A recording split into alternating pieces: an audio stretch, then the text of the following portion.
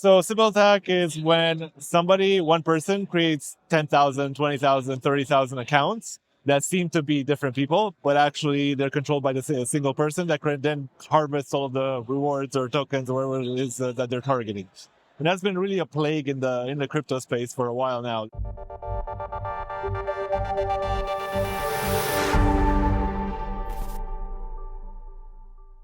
Frederick Manawa here with Bitcoin.com. I've got Titus Kaplanian with Civic. And Titus is the VP of Go-to-Market Strategy, right? Titus, welcome. Thank you very much for having me.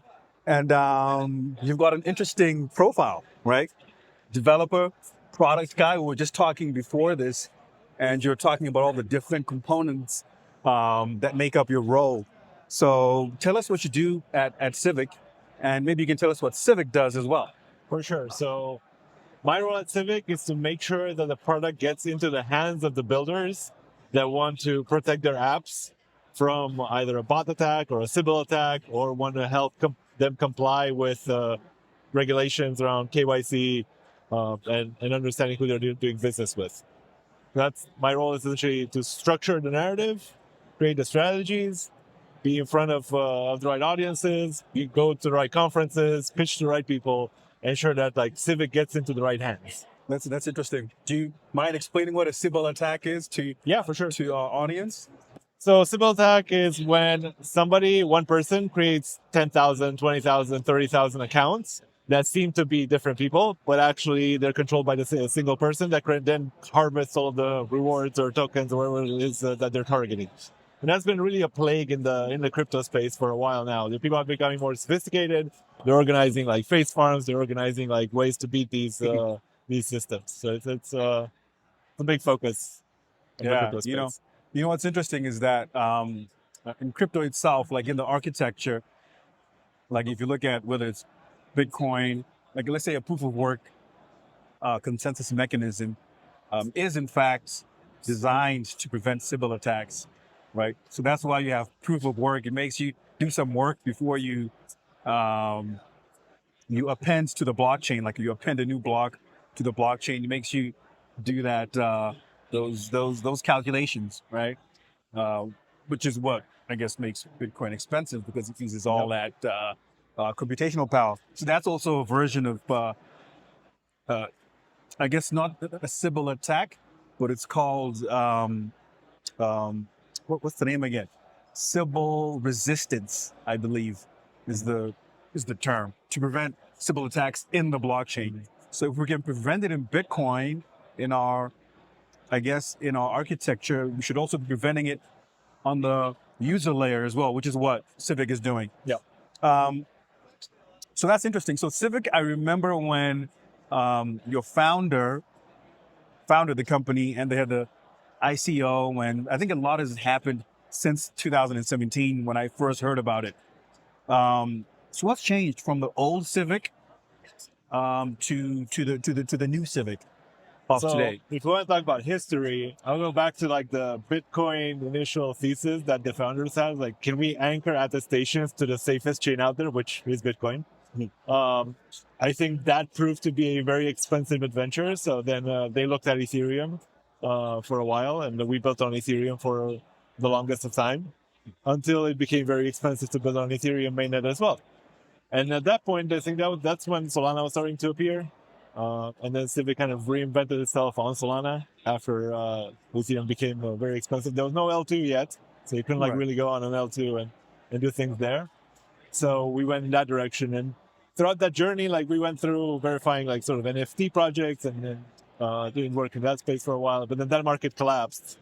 So, but then what we came out of that adventure was Civic Pass, which is the verification tool that we now primarily use, is anchoring an attestation on chain through a soulbound token that has state.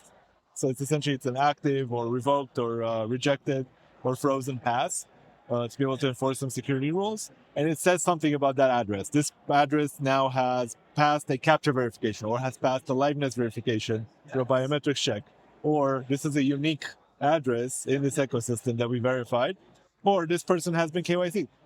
So these are kind of the standard options that we offer, but you can also verify whatever you want. If you have your own verification method, Like you want to go like do a quiz and then put that result on chain, you can do that as well. Oh, that's very interesting. So I know you've got Civic Auth and Civic Pass. What's the difference between those two products? Sure, yeah. So I think Civic Pass was kind of the extension evolution of our core identity offering.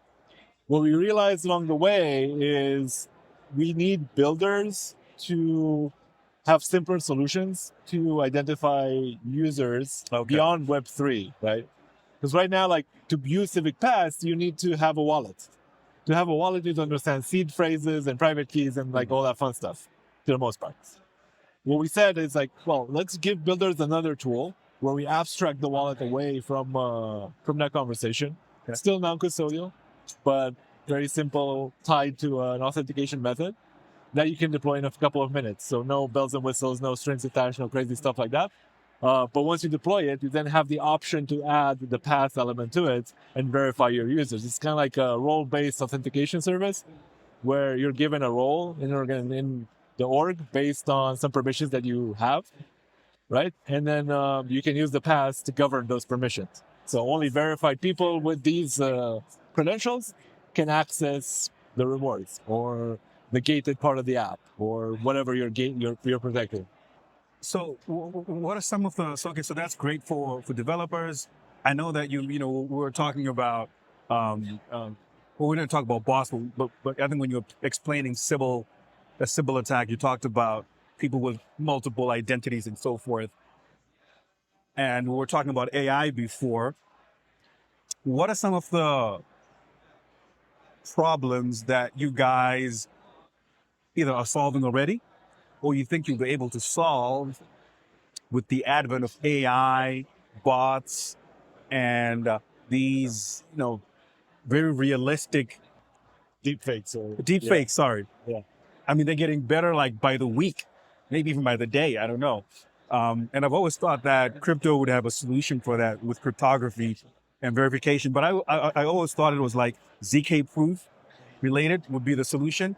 What are some of the solutions you think will come out of Civic for deepfakes and bots and other things when AI takes off or continues on its current trajectory?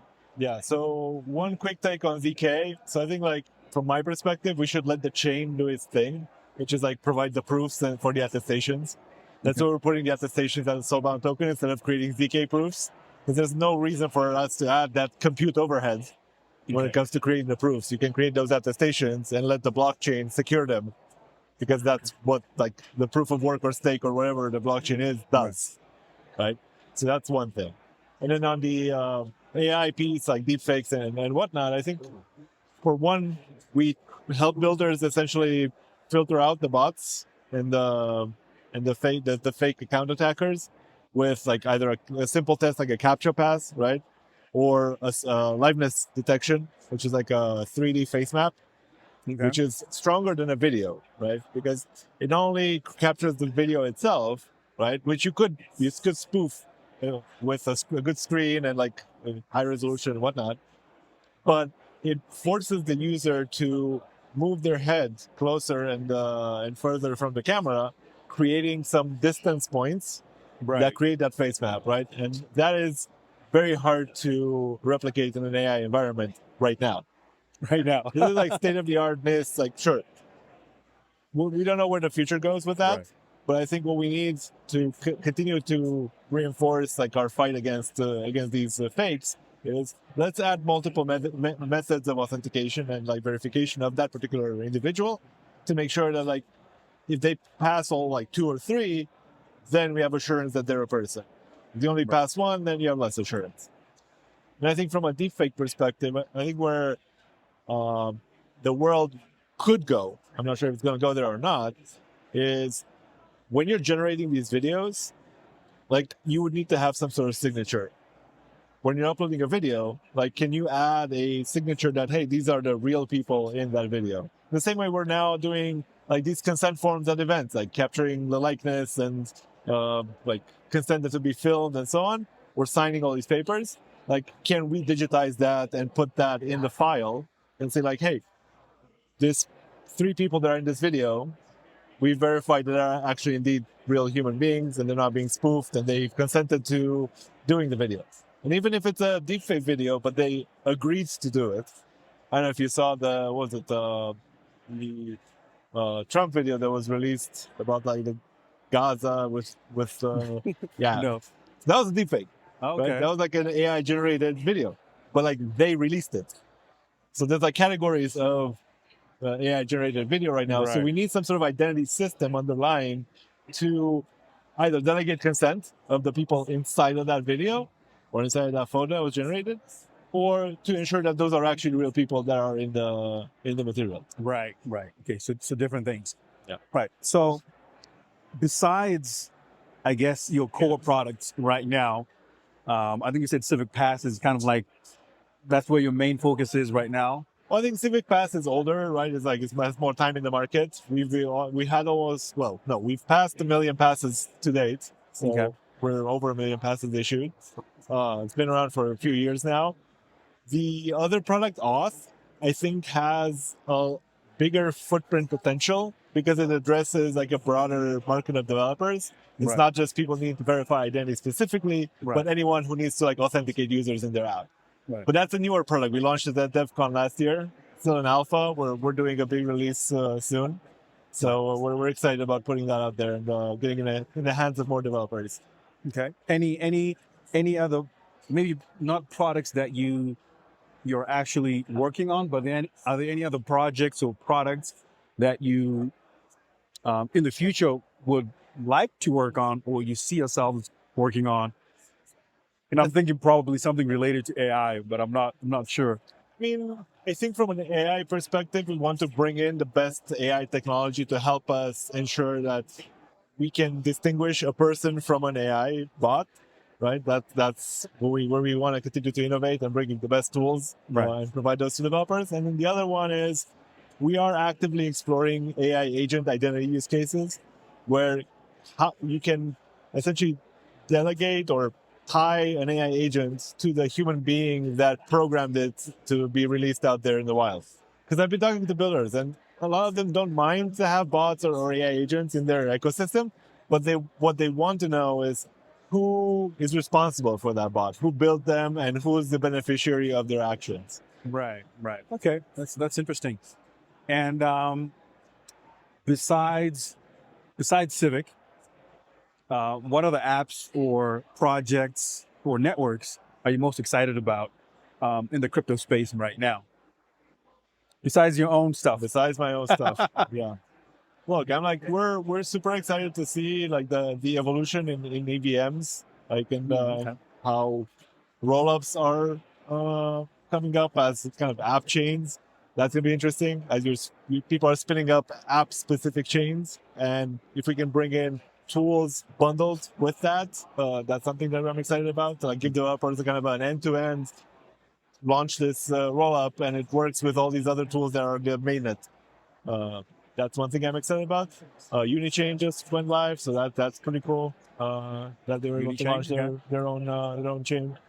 And then obviously Solana, we're excited about like what's happening there. There's a lot of innovation happening in on chain. Make it faster, make it more reliable. Go beyond kind of the meme coin use cases into more real world use cases and like more sustainable stuff. So, at first it was Bitcoin, was the big network. It still is, and then there was Ethereum. And in the past, you had all of these so-called Ethereum killers. So you had EOS. I don't know if you remember EOS, Oh, of course. Cardano, Yeah. but they never really killed Ethereum. But Solana is the first chain to actually challenge Ethereum and beat it in some areas. For example, DEX volume. Ethereum has been lagging Solana. I believe Solana is still working on getting its TVL numbers up to match the amount of TVL that's on Ethereum, but that might happen in the future. So, and a lot of people have been very bearish about Ethereum, as you know. What are your thoughts about the future of Ethereum and the future of Solana? And which one are you betting on? I know you guys are on Solana already, but if you remove yourselves out of it, which chain do you think will end up taking that second place spot in crypto? Oh man, if I knew the answer to that, I would be way richer than I am right now. Let's put it that way. But on a more serious note, like we're betting on both ecosystems in the same way because like we're on Solana, but we're also on Ethereum and on the EVM chains like L2s and other EVM L1s. I think they both have use cases from like different communities. They both have like different entry points and exit points, and yeah, I think it's if the community and the builders want us to be there, we will come and meet them for that. So betting on both. I guess you did talk about being excited about EVM Yeah. developments like Unichain and so forth. What would you say to somebody entering the crypto space right now? What would your advice be? You've been in it for a long time, I assume, right? Yeah, it's been a good number of years. Yeah. I think it's become very complicated to navigate. I think initially there were much fewer networks, coins, chains, etc. Much fewer wallets, much fewer like infrastructure tools. I think as we went through a few cycles, those exploded exponentially. And I think the biggest kind of advice I would give someone would be to be wary of the casino element. Like if they go into that space with like the wanting to win quickly, they should also expect to potentially lose quickly if they go in that space where there's a lot of volatility, right? And do their own research. Like if something is too good to be true, it probably is. It's kind of like in the Web2 space. Like if it sounds like a scam, it's probably a scam. Right. If it's like a celebrity coin, probably stay away from it. Yeah. That's my hot take. Yeah. We've seen a lot of those. And a country coin and like a president coin and whatever, like first lady coin and whatever you find, dog coins, cat coins. Looks like Dogecoin has managed to outlast the others. It's the only dog coin. You saw the Dogecoin truck in the car. So hey, looks like there's some room for it. So yeah, but pick the right dog coin. Pick the right dog coin. Yeah. All right. Well, ladies and gentlemen, that is Tadas Kaplanian with Civic. You are Civic's VP of Go-to-Market Strategy. Thank you for coming. Appreciate it.